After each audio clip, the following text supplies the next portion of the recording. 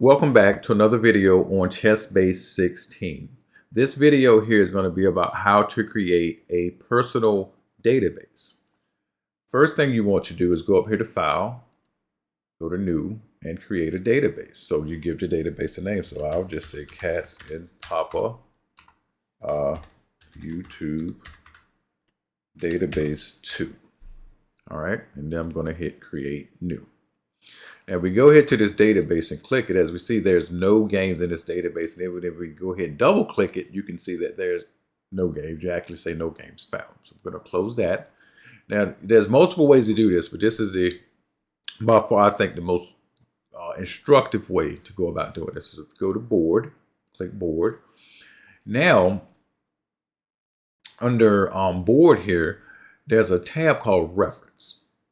So when we click Reference tab here, what pops up is, let's go ahead and I'm going to rearrange my screen here a little bit. Let's put this over here.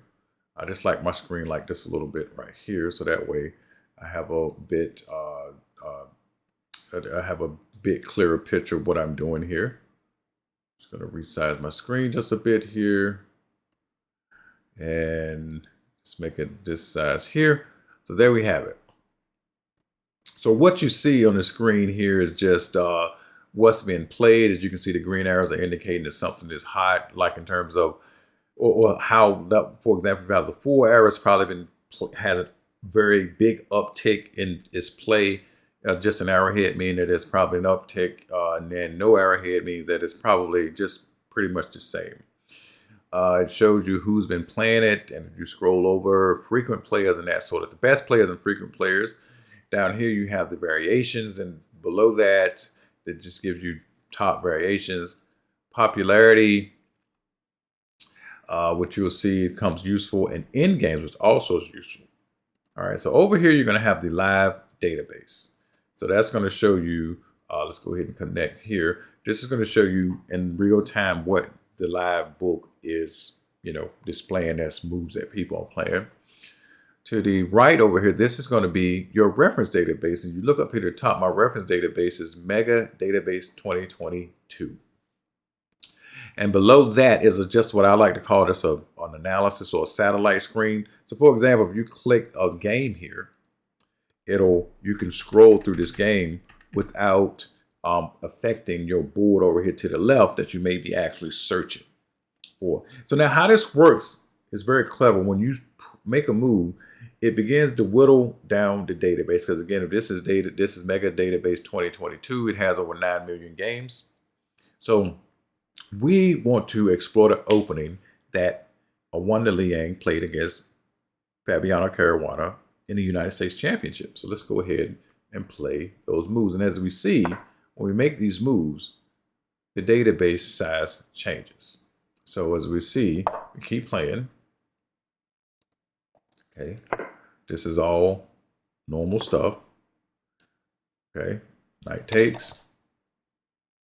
Knight takes. This is where the gambit comes in. Queen here. Queen here. Queen takes knight. And this here. And so what happens is that, and by far the best move here is d4. So basically when white takes here, white takes back, and he's up a pawn.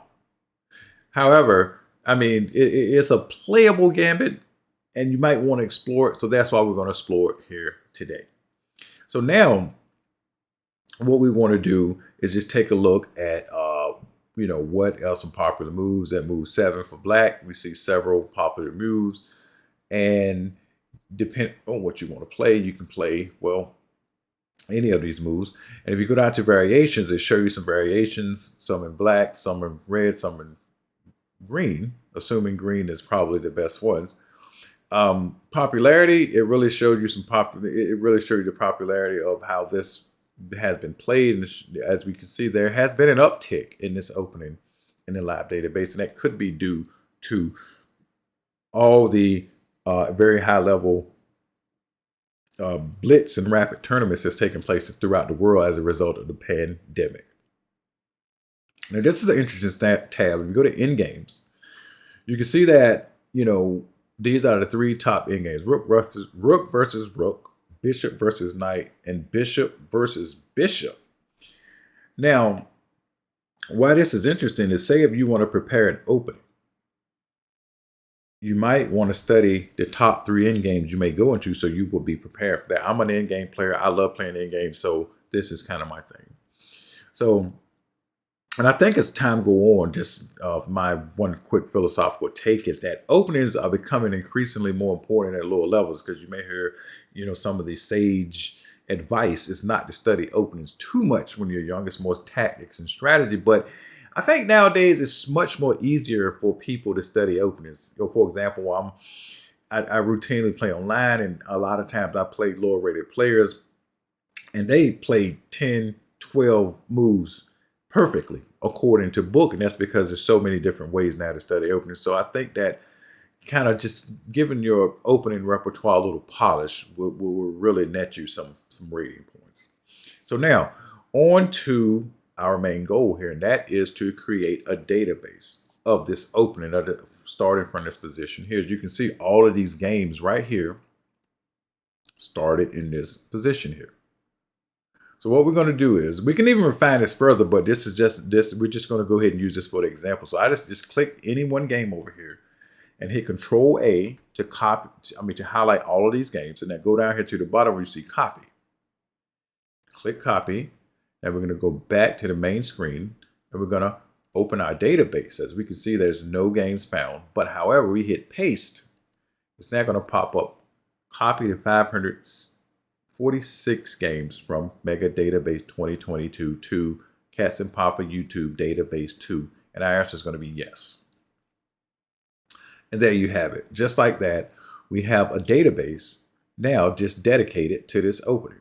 So if you want to now play through these games, you can play through them right here on the screen, which is, you know, kind of my preference. So that way I can just play through them really quickly. And then if you hit F11, what happens is that it just opens up the next game. But in this case, F11 works better when you're on an actual board, quote unquote, board screen.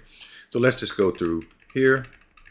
I'm just giving an example, and then you hit F11 and you go right to the next game in the database, and that way you can keep going through some of these games. Now, there is ways you can combine these games and make like one huge file. There's other things you can do.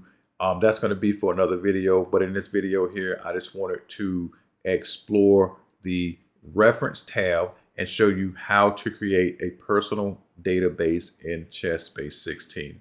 So with that said, I really hope you enjoyed this video, and if you got any questions, please contact me, and I will see if I can help you out, and we will explore Chessbase 16 more as time goes on.